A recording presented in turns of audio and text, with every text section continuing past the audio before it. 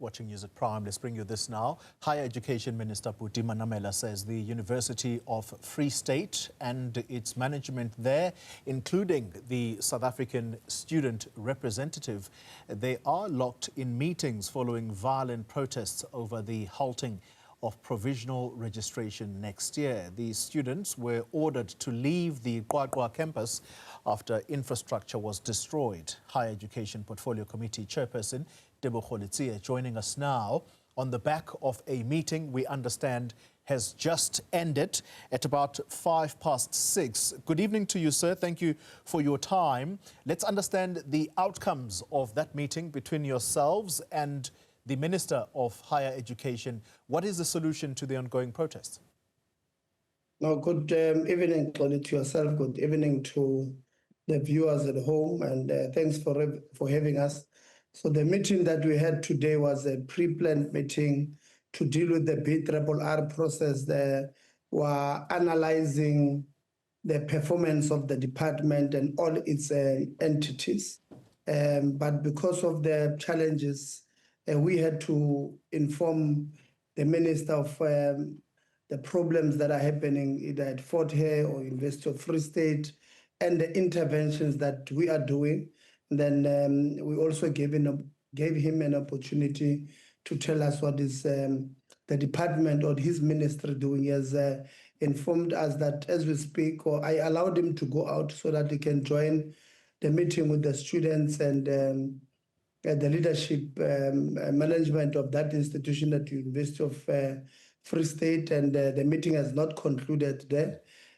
But I had sent members of the committee, 3 of them, to go to University of Free State yesterday after the university on the 13th released a communique that said they are giving students 24 hours to vacate their institution. And my 3 members, Honorable Low, Honorable Msezana, and Honorable Governor, they went there and at least secured, bought some time. And the university agreed to meet with the students today to resolve the problems. Like I said, they've not communicated anything, but the purpose of the strike there, in our view, it's really unnecessary. It could have been avoided. Yeah. I'd like for us to go institution by institution, and fortunately, we're talking about 2 that have erupted in violent protests. Let's start with the University of the Free State, which is the latest to flare up. The issues there, it's to do with changes in the university's financial support system. What does the minister understand this to be about, and what is his solution? Look, so the university communicated that what was working all along, they are going to change it because it is affecting their finances negatively. What was that thing? It's something that they call provisional registration. So provisional registration came about as a concession between students and management that said, if, for an example, you owe 10 rands to an institution, the concession is that the student must pay 3 rands and then make plans to pay the rest of the money that is missing or that is would not have been paid at the time. So the university now, immediately after SRC elections, then released a statement that that concession is now removed, or that temporary registration will now be removed. In order for you to register at the University of Free State, you must have 100%, or you must not be in areas at all. So you can imagine a student of NSFAS, and this is the point my members, the 3 members who went to UFS made to the university, that NSFAS, when NSFAS funds you, the assumption is that you've got nobody else to help you, to take care of you. Now, there are students who are NSFAS funded, who the university say they owe. Who are these students? Is this student that the university put in student accommodation that cost more than what NSFAS pays? Then there's the shortfall. The university says student must do a top-up. So imagine a student who has no parents, and you expect them to have a top-up of 2,000 rands every month. Over the period of a year, it's 20,000 rand. Yeah. So in order for them to register in January, you are saying they must somehow miraculously get 20,000. And it's something that we don't agree with. We don't think it was well thought of. It could have been avoided because it's an exclusion mechanism that will exclude poor students who have got no money. So we then send our members to say, go and negotiate with this. This thing can be. And then the second issue is that the student alleged that they were not consulted by management when this thing was happening. I saw the statement of the University of Free State saying this is only going to affect 6% of the students there. Yeah. This 6%, if they're excluded, is 6% too many. So even if it was 0.06, it would have been 0.06 too many. Let's talk about then the University of Fort Hare. And that one, the issues there had to do with safety primarily. The students crying that there are a number of deaths among students that have occurred, and the university doesn't seem to pay mind to that, and consequently, a number of buildings were torched. The Vice-Chancellor has been quoted in a recent media article as suggesting that, quote unquote, this thing is sponsored, basically pointing to some third hand that could be responsible here for urging students to do this. What is the committee's perspective on what happened in Fort Hare, and what is the minister's view on what happened there? So there's 4 issues that the student raised with ourselves. The first one was the safety of students. They believe that the institution is not coming out clear on what would have been the causes of the students would have been found dead on campus. One of them was said to have hanged herself. I went to University of Fort Hare personally on Monday to get a memorandum from students. They showed me the tree. It's a very low-hanging tree with very weak branches. So it means the person would have been very tiny and very short to have hanged herself there. The second issue was that there's a canal there that the institution called it an historic canal.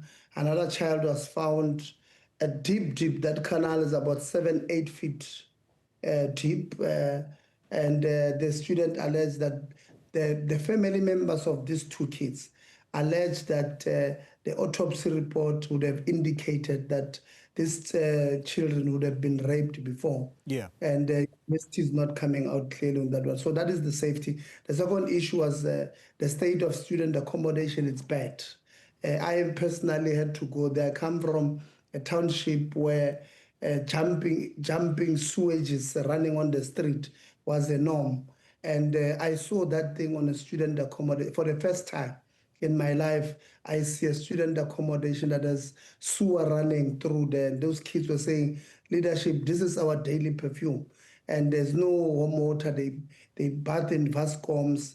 You can tell the shower caps are not there. The showers, there's rust all over. Very bad student accommodation. The third issue was the SRC elections. Yeah. They want SRC elections to be conducted immediately because the leadership of the institution would have disbanded the previous one because their term of office has ended and they wanted to install a new one, and they were saying no one is going to choose student leaders without students. And the fourth one, they were saying the term of the vice-chancellor has expired and the council has irregularly extended it by 16 months. And then there's 2 issues there. One is that the university statutes say when a person working for the university turns 65, which is a legal retirement age of an institution, they can only be given 1-year extension. And in this case, they were giving him 16 months, which is above that.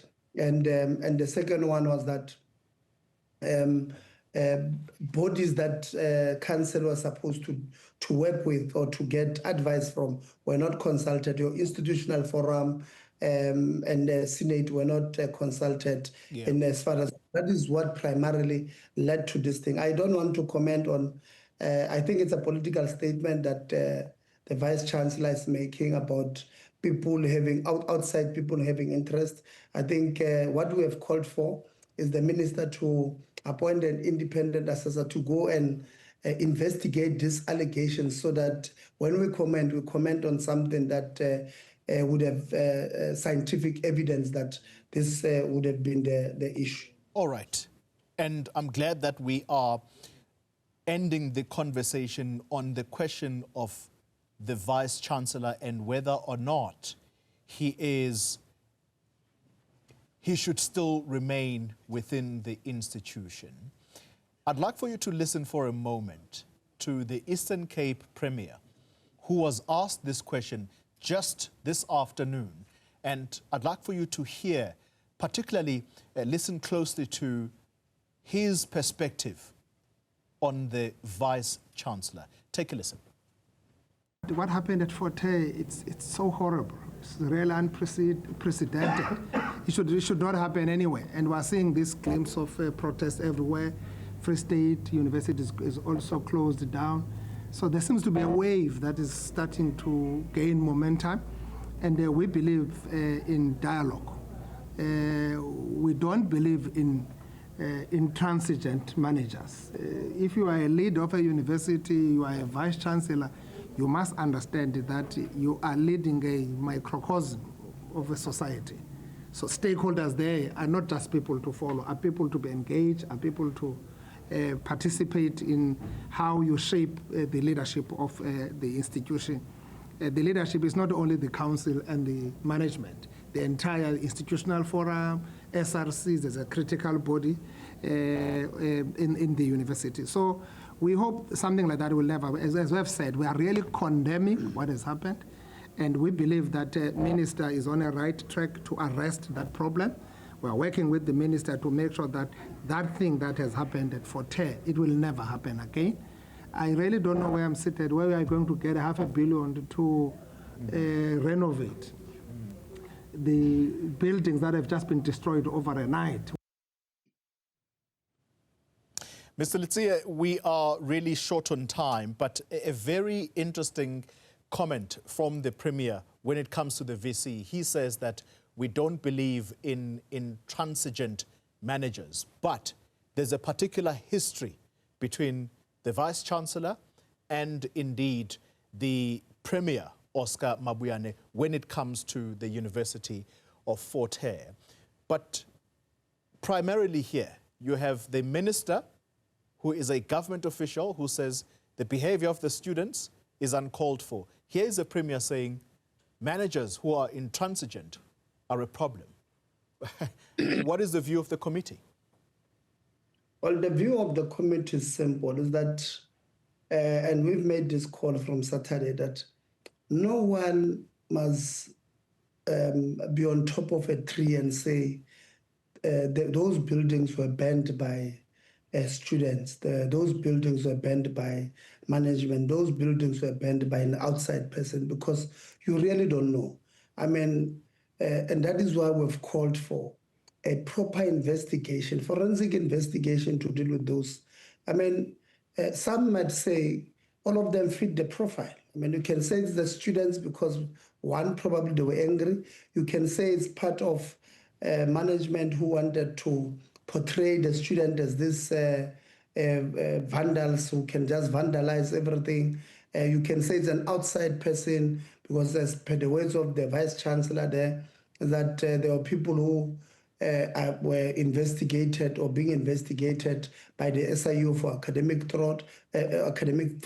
You can say it's some unethical business people who are in the database of the institution to renovate those buildings. So all of these people may fit the profile. So in order to get to the bottom of this thing, forensic investigation appointed by the department to go look at what really happened there. I mean, like I said, on Monday, I walked through there.